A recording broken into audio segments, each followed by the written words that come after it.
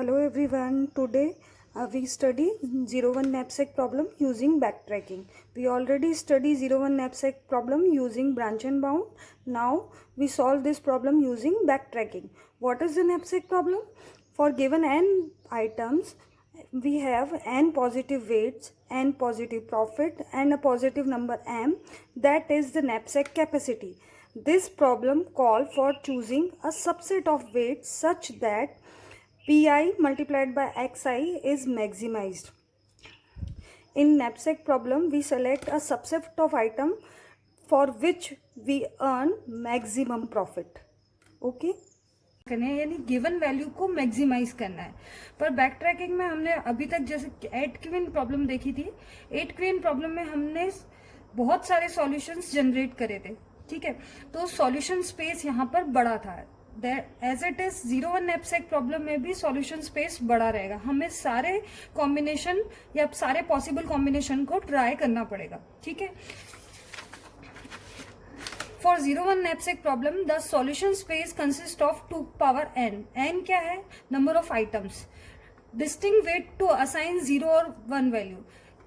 This is the 01 knapsack problem. It means that we या तो हमको आइटम पूरा सेलेक्ट करना है या फिर हमको आइटम को सेलेक्ट नहीं करना है।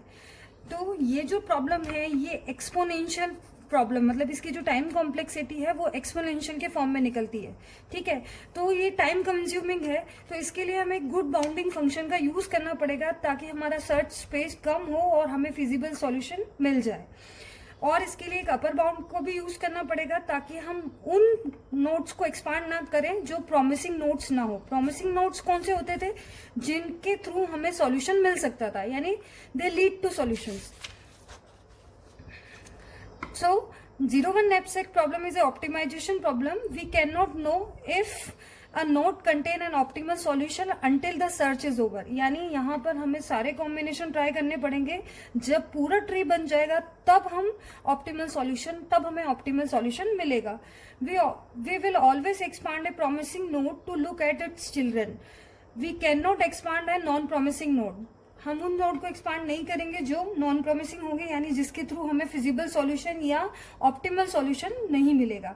अ node is non promising if total weight at the node is at least the maximum weight और potential profit for an expansion from that node is not better than the best profit seen so far. इसको मैं आपको एक example के through समझा देती हूँ तो आपको इजीली क्लियर हो जाएगा कि ये प्रॉब्लम कैसे सॉल्व होने वाली है। ठीक है, और इसके लिए हम जो बाउंडिंग फंक्शन का यूज करेंगे तो आपको ध्यान हो, ग्रीडी में भी हमने बाउंडिंग फंक्शन, ग्रीडी के थ्रू हमने नैप्सैक प्रॉब्लम को सॉल्व करा था। वहां जो नैप्सैक प्रॉब्लम थी that is the fractional knapsack problem.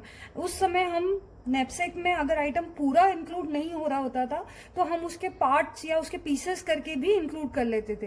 तो जो फ्रैक्शनल नैप्सैक के थ्रू जो कैलकुलेट करके जो वैल्यू मिलती थी वही यहाँ पर हम उसका ही हम यहाँ पर बाउंडिंग फंक्शन के लिए यूज करेंगे। तो यहाँ मैंने फॉर्मूला लिखा है, bound equals to profit plus summation of P I plus W minus remaining weight multiplied by P K upon W K, यानी current profit plus profit of remaining item that include in knapsack.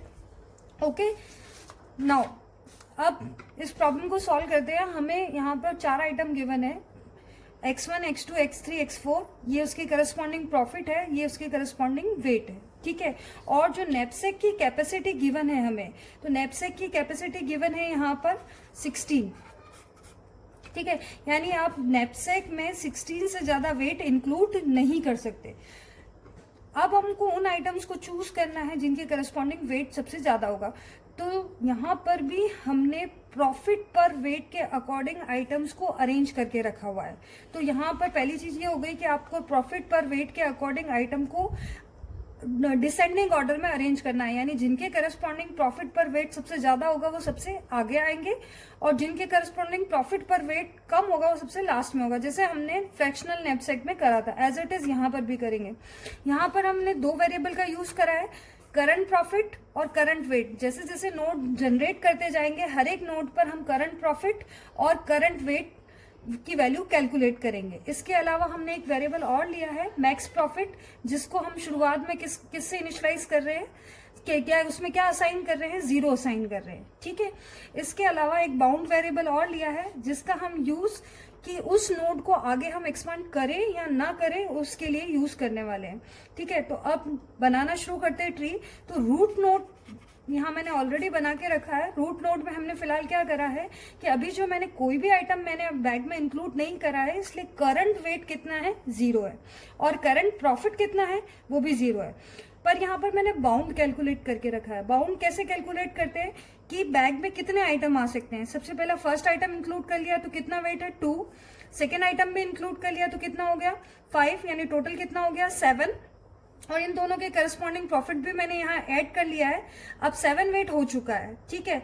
और next जो wait है, item का जो wait है वो कितना है, 10 kg। पर अब मेरे पास रिमेनिंग स्पेस कितनी बची है, 9 kg की ही बची है। तो मतलब आपका थर्ड आइटम पूरा बैग में नहीं आ सकता, ठीक है। तो हम क्या करेंगे, इसका जितना पोर्शन आ सकता है उसके करस्पॉन्डिंग जितना प्रॉफिट होगा वो इंक्लूड करेंगे।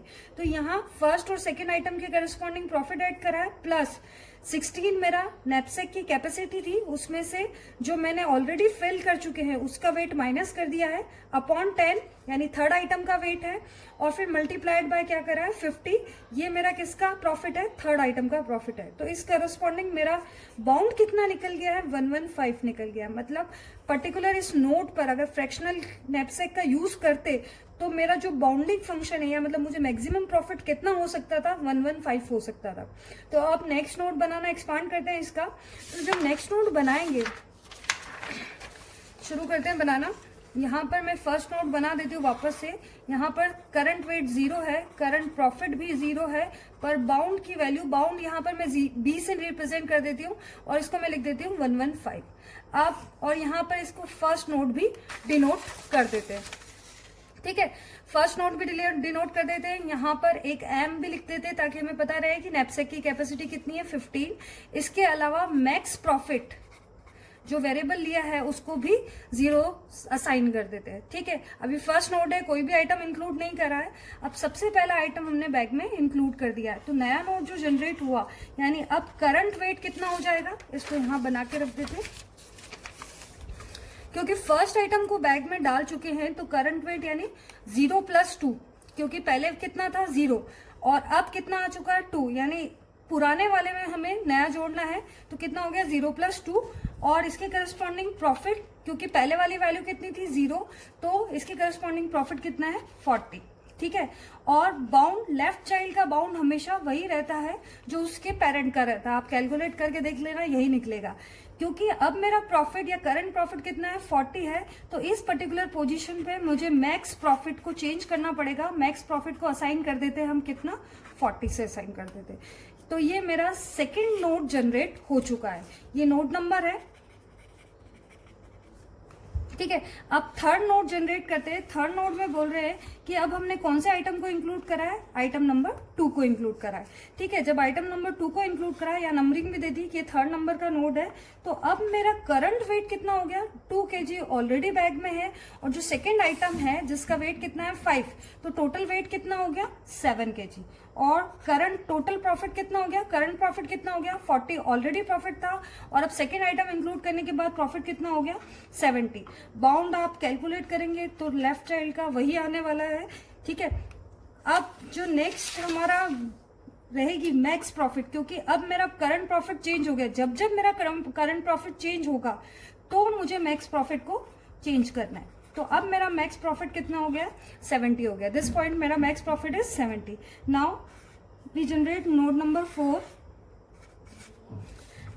अब नोड नंबर 4 क्या है कि जब हम थर्ड आइटम को बैग में डालेंगे, यानी थर्ड आइटम, यहाँ पर फिर से मैं बोल रही हूँ कि यहाँ पर fix size tree formulation use कर रहे हैं, यानी एक तरफ आइटम इंक्लूड करेंगे और एक तरफ आइटम इंक्लूड नहीं करेंगे, जैसे हम हमेशा करते हुए आए, ठीक है। स्टेट स्पेस ट्री जनरेट कर रहे हैं यहाँ पर। तो अब क्या हुआ कि जब मैंने थर्ड आइटम इंक्लूड करा तो थर्ड आइटम का वेट कितना है, 10, और ऑलरेडी मेरा वेट कितना था, 7। बैग की कैपेसिटी में कितना वेट इंक्लूड हो चुका था, 7, तो टोटल वेट कितना हो गया है, 17। और मुझे नैपसैक की कैपेसिटी कितनी दी हुई है, 16। इसका मतलब ये मेरा नोड कौन सा हो गया, नॉन प्रॉमिसिंग नोड हो गया, ठीक है। यानी यहाँ पर इसके करस्पॉन्डिंग जो वेट है वो मेरा करंट वेट जो है वो किससे ज्यादा हो गया, मेरे नैपसैक की कैपेसिटी से ज्यादा हो गया, तो इस नोड को हम आगे जनरेट नहीं करेंगे। So this node is non promising node, या फिर आप इसको बोल सकते हैं कि इनफिजिबल नोड है, क्योंकि यहाँ करंट वेट कितना हो गया है 17, जबकि नैपसैक कैपेसिटी कितनी गिवन थी 16। तो अब ये नोड को हम आगे एक्सपांड नहीं करेंगे। तो जब नोड आगे एक्सपांड नहीं होगा तो अब हमें वापस से क्या करना है, बैक ट्रैक करना है। जब बैक ट्रैक करेंगे तो अब वापस से हम कहाँ पर आ गए, थर्ड नंबर के नोड पर आ गए। जब थर्ड नंबर के नोड में आ गए तो इसका एक नया चिल्ड्रन जनरेट करेंगे, और नया चिल्ड्रन क्या होगा कि x3 इज नॉट इंक्लूडेड, यानी थर्ड आइटम को हम बैग में इंक्लूड नहीं कर रहे हैं। तो जब थर्ड आइटम को बैग में इंक्लूड नहीं कर रहे हैं तो अभी बैग में कितने आइटम है, 1 और 2 आइटम है। तो जो 2 आइटम है उनके करस्पॉन्डिंग वेट कितना हो गया 7, करंट प्रॉफिट कितना है अभी फिलहाल 70, but this time bound is change, why, because third item is not included in bag. जब थर्ड आइटम आप बैग में नहीं इंक्लूड कर रहे हैं तो अभी बैग में फर्स्ट और सेकंड के करस्पॉन्डिंग प्रॉफिट कितना है 40। मैं इसके कैलकुलेट कर देती हूँ यहाँ पर,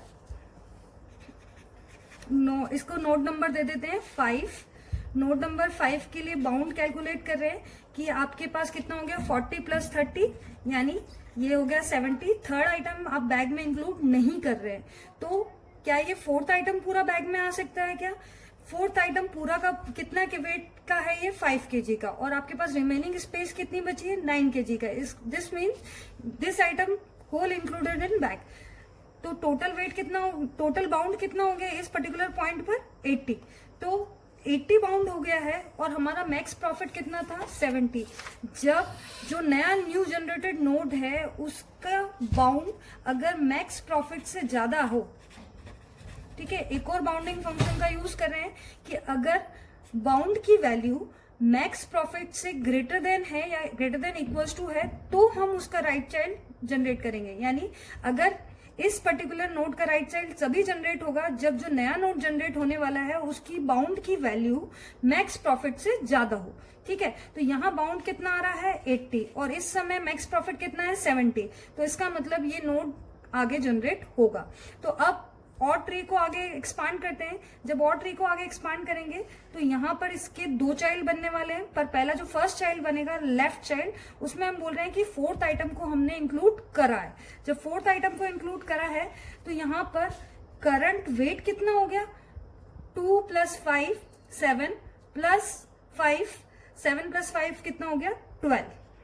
ठीक है, थर्ड आइटम को हमने छोड़ दिया है क्योंकि ये जो ब्रांच जनरेट हुई थी फिफ्थ नोड तभी जनरेट हुआ था जब हमने थर्ड आइटम को बैग में इंक्लूड नहीं करा था। तो यहाँ पर करंट प्रॉफिट कितना हो गया 80, ठीक है, और बाउंड की वैल्यू कितनी भी है 80। अब ये नोड आगे एक्सपांड नहीं हो सकता क्योंकि अब हमारे पास और कोई चॉइस नहीं बची है, तो हम वापस से क्या करेंगे बैक ट्रैक करेंगे। जब वापस से बैक ट्रैक करेंगे इसका नोड नंबर भी डाल देते हैं यहाँ पर 6। ठीक है, वापस से इसको आगे एक्सपांड नहीं कर सकते, बैक ट्रैक करा, इसका राइट चाइल्ड जनरेट करा। राइट चाइल्ड क्या है 7 नंबर का नोड। अब 7 नंबर के नोड में हम क्या बोल रहे हैं कि फोर्थ आइटम को हम इंक्लूड नहीं करेंगे। जब फोर्थ आइटम को इंक्लूड नहीं करेंगे, एक मिनट, यहां पर अब जब ये आइटम फोर्थ आइटम इंक्लूड करा तो हमारा करंट प्रॉफिट कितना हो चुका है 80। तो जब 6 नंबर का नोड जनरेट होगा तो हम मैक्स प्रॉफिट को भी चेंज करेंगे। यहां पर मैक्स प्रॉफिट लिख देती हूं मैं 80। ठीक है, यानी जब 6 नंबर का नोट जनरेट हुआ तो मैक्स प्रॉफिट भी कितना हो चुका है मेरा 80। ठीक है, वापस से हमने चेक करा, अब बोल रहे हैं कि फोर्थ आइटम भी बैग में इंक्लूड नहीं करेंगे। तो किन किन आइटम को हम छोड़ चुके हैं, फर्स्ट एंड सेकंड तो बैग में है, थर्ड और फोर्थ दोनों बैग में नहीं है। तो टोटल प्रॉफिट कितना हो गया ओनली 70 और मैक्स प्रॉफिट कितना है 80। इसका मतलब ये नोड भी क्या हो जाएगा नॉन प्रोमिसिंग नोड हो जाएगा, क्योंकि हमें मैक्स प्रॉफिट पहले से कितना मिल चुका है 80 मिल चुका है और इसके करस्पॉन्डिंग बाउंड भी कितना होगा 70 होगा। तो इसका मतलब इसके बाउंड की वैल्यू मैक्स प्रॉफिट से क्या है कम है, इसलिए ये नॉन प्रोमिसिंग नोड होगा। ठीक है, समझ में आया आपको। अब आगे और कोई चॉइस नहीं है हमारे पास ठीक है, तो बैक ट्रैक करा, यहाँ पर दोनों चॉइस हो चुकी है, अगेन वापस यहाँ पर बैक ट्रैक करा, इसके भी दोनों चाइल्ड जनरेट हो चुके हैं, वापस से बैक ट्रैक करके कहाँ पर आ गए हम, नोड नंबर 2 पर आ गए। अब नोड नंबर 2 पर आए तो अब हम इसका चाइल्ड जनरेट करेंगे। यहाँ पर लिख रहे हैं x2 इज नॉट इंक्लूडेड। जो बैक ट्रैकिंग होती है वो डेप्थ फर्स्ट सर्च होती है। डेप्थ फर्स्ट सर्च मतलब आप पहले पूरा डेप्थ में गए, जब कोई और चॉइस नहीं बची तो बैक ट्रैक करा, फिर जो चिल्ड्रन था उसके चिल्ड्रन जनरेट करे, फिर डेप्थ में गए, फिर कोई अगर डेड एंड आ जाता है तो वापस आप क्या करते हैं, बैक ट्रैक करते हैं, जैसा हम डीएफएस में करते थे डेप्थ फर्स्ट सर्च में। यहाँ पर भी हमने वही प्रोसेस फॉलो करा है। अब जो आपका नोड जनरेट हुआ उसमें करंट वेट कितना हो गया, क्योंकि अभी फिलहाल 2 kg है, क्योंकि ओनली कौन सा आइटम इंक्लूडेड है, फर्स्ट आइटम इंक्लूडेड है, और करंट प्रॉफिट कितना है, 40 है। ठीक है, तो अब बाउंड कितना हो गया, बाउंड की वैल्यू यहाँ पर कितनी हो जाएगी, पहला आइटम बैग में है और आप बोल रहे हो आप सेकंड को इंक्लूड नहीं करेंगे, तो जब पहला आइटम बैग में है तो इसके करस्पॉन्डिंग है प्रॉफिट, सेकंड इंक्लूड नहीं कर रहे हैं तो थर्ड आइटम भी पूरा का पूरा बैग में आ जाएगा। 2 + 10 कितना हो गया, 12 kg आ चुका है, और प्रॉफिट कितना हो चुका है, 90। इसको मैं यहाँ लिख देती हूँ, इसका नोड नंबर ले लेते हैं। ये नोड नंबर हो गया मेरा 8।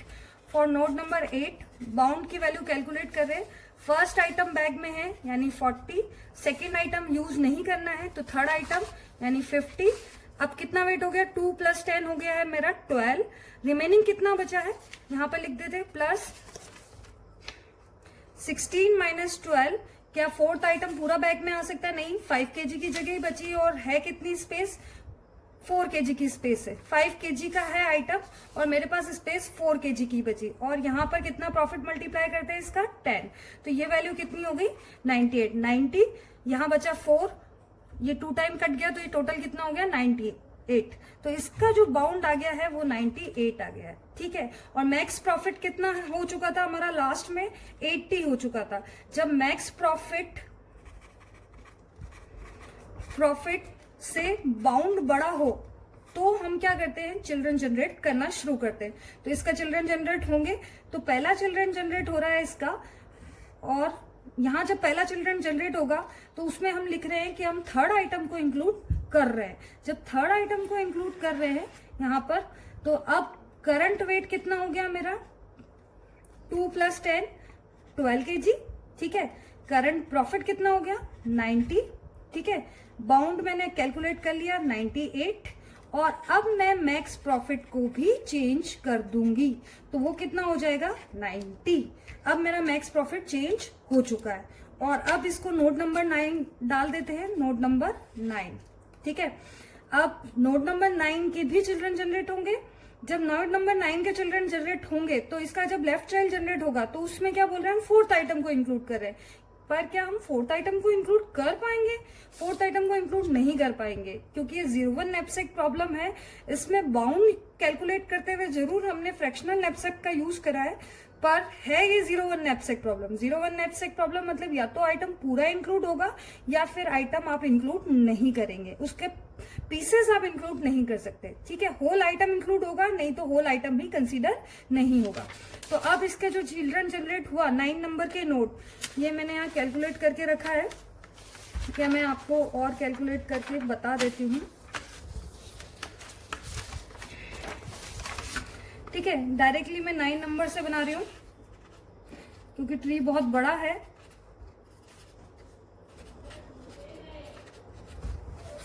मैक्स प्रॉफिट चेंज हो चुका है 90 से। ठीक है, यहां बोला x4 इंक्लूड करा, अब 10वें नंबर का चाइल्ड बना और इसको बोल दिया हमने इनफिजिबल या नॉन प्रोमिसिंग, बिकॉज यहाँ पर जो वेट है यानी करंट वेट जो होगा वो किससे ज्यादा होगा, नैपसैक की कैपेसिटी से ज्यादा हो जाएगा। तो इस नोड को हम क्या कर देंगे, किल कर देंगे। इसको क्या कर देंगे, नोड को किल, जैसा हम करते आए हमेशा, इनफिजिबल नोड को हमेशा किल कर देते हैं। अब इस साइड बोलेंगे 11 नंबर का चाइल्ड। 11 नंबर का चाइल्ड में क्या बोल रहे हैं कि आप फोर्थ आइटम को इंक्लूड नहीं कर रहे हैं। जब आप फोर्थ आइटम को इंक्लूड नहीं कर रहे हैं तो करंट वेट 12 ही रहेगा, करंट प्रॉफिट 90 रहेगा। ठीक है, पर बाउंड चेंज हो जाएगा। बाउंड क्यों चेंज हो जाएगा? क्योंकि आप बोल चुके हैं कि आपने बैग में पहले से क्या डाला है कि थर्ड आइटम तो बैग में है पर सेकंड बैग में नहीं है और अब फोर्थ भी बैग में नहीं है। तो सेकंड और फोर्थ दोनों बैग में नहीं है तो कौन कौन इंक्लूड है? फर्स्ट इंक्लूड है और थर्ड। तो टोटल प्रॉफिट कितना हो गया? 40 प्लस 50 यानी 90। इसके अलावा आपके पास और कोई चॉइस नहीं है, यानी और किसी का फ्रैक्शनल पार्ट आप इंक्लूड नहीं कर सकते। तो यहाँ बाउंड कितना होगा? 90। और मैक्स प्रॉफिट कितना रहेगा?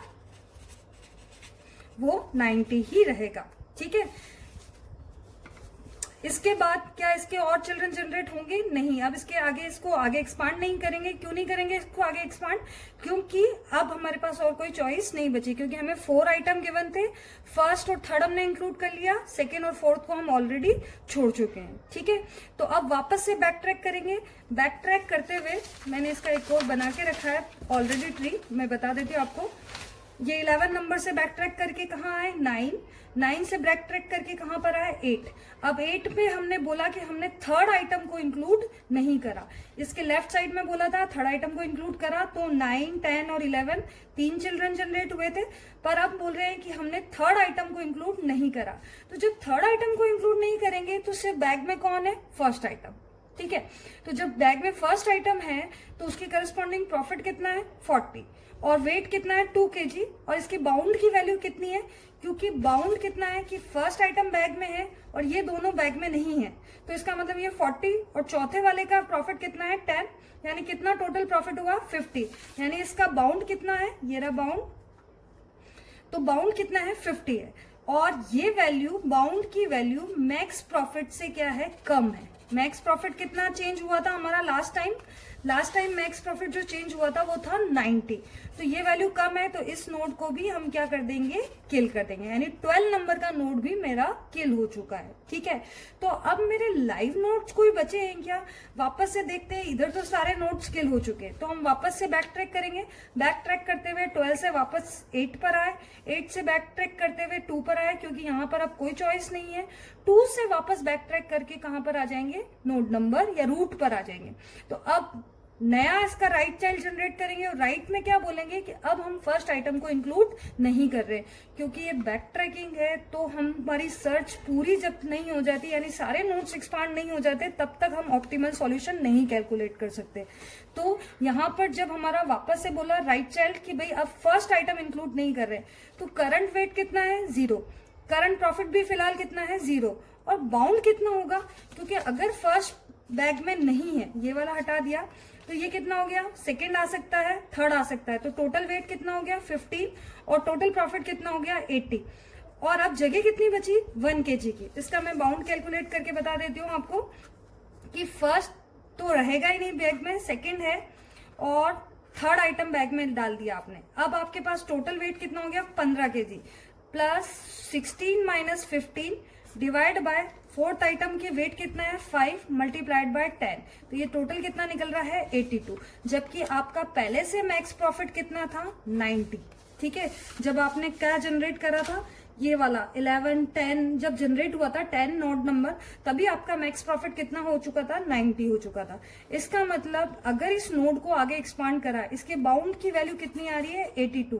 तो अगर हमने इसको एक्सपांड करा तो हमें मैक्सिमम प्रॉफिट 82 से ज्यादा नहीं मिलेगा, यानी 82 से कम ही मिलेगा, 82 से ज्यादा नहीं मिलेगा। इसका मतलब ये नोड प्रॉमिसिंग नोड नहीं होगा, तो इस नोड को भी हम क्या कर देंगे? किल कर देंगे। ठीक है, तो फाइनली अब मेरी ये सर्च कंप्लीट हो चुकी है। अब मेरे पास और कोई लाइव नोड नहीं बचा जिसको मैं आगे एक्सपांड कर सकती हूँ या फिर ई नोड बना सकती हूँ। तो अब मेरी ये बैक ट्रैकिंग कंप्लीट हो गई। पर सॉल्यूशन कैसे लिखेंगे? इसके लिए सॉल्यूशन लिखने के लिए आपके पास, अगर आपको इसको सॉल्यूशन बनाना है तो हमेशा क्या बोलते हैं? 4 टपल सॉल्यूशन होगा, x1, x2, x3, x4। कहां पर लास्ट बाउंड चेंज हुआ था? मेरा बाउंड चेंज हुआ था यहां पर, जब नोड नंबर मेरा जनरेट हुआ था 10 नोड नंबर जब मैंने 10 जनरेट करा था तब मेरा बाउंड चेंज हुआ था। ये रहा मेरा, सॉरी 10 नहीं 11 जब जनरेट हुआ था तब मेरा बाउंड कितना हो गया था, या मेरा मैक्स प्रॉफिट किससे चेंज हुआ था, 90 से चेंज हुआ था। इसका मतलब जो मेरा 11 नंबर का नोड होगा वही मेरा क्या होगा, ऑप्टिमल सॉल्यूशन होगा। तो ऑप्टिमल सॉल्यूशन यानी 11 नंबर के नोड पर पहुंचने के लिए मेरा जो वे है, रास्ता क्या है, रूट से ट्रेसिंग करेंगे कि x1 की वैल्यू को रख लेंगे 1, x2 तो है 0, ठीक है, और आपका x3 कितना आएगा 1 और x4 कितना आएगा 0। तो ये मेरा सॉल्यूशन वेक्टर हो जाएगा, ठीक है। तो इस 01 नैपसैक प्रॉब्लम का सॉल्यूशन निकल चुका है। इसका सॉल्यूशन क्या रहेगा, फर्स्ट आइटम बैग में गया, सेकंड को नहीं इंक्लूड करा, थर्ड को इंक्लूड करा और फोर्थ को सॉरी फोर्थ को इंक्लूड नहीं करा। तो टोटल प्रॉफिट कितना हो गया आपका 90। टोटल प्रॉफिट हो चुका है 90। आप आंसर में भी लिखना कि टोटल प्रॉफिट हो गया 90 और सॉल्यूशन क्या हो गया 1010, और ये इसका स्टेट स्पेस 3 हो गया। तो बैक ट्रैकिंग में डीएफएस सर्च करा, यानी डेप्थ फर्स्ट सर्च करते हुए सॉल्यूशन निकाला, और इसका सॉल्यूशन तब तक नहीं निकला जब तक कि हमने सारे नोट्स को एक्सपांड नहीं कर लिया। तो जनरली ऑप्टिमाइजेशन प्रॉब्लम का यूज हम जब ऑप्टिमाइजेशन प्रॉब्लम का सॉल्यूशन हम बैक ट्रैकिंग से नहीं करते हैं। बैक ट्रैकिंग से उन्हीं प्रॉब्लम का सॉल्यूशन करते हैं जिनमें हमें सारे पॉसिबल कॉम्बिनेशन को ट्राई करना होता है, ठीक है।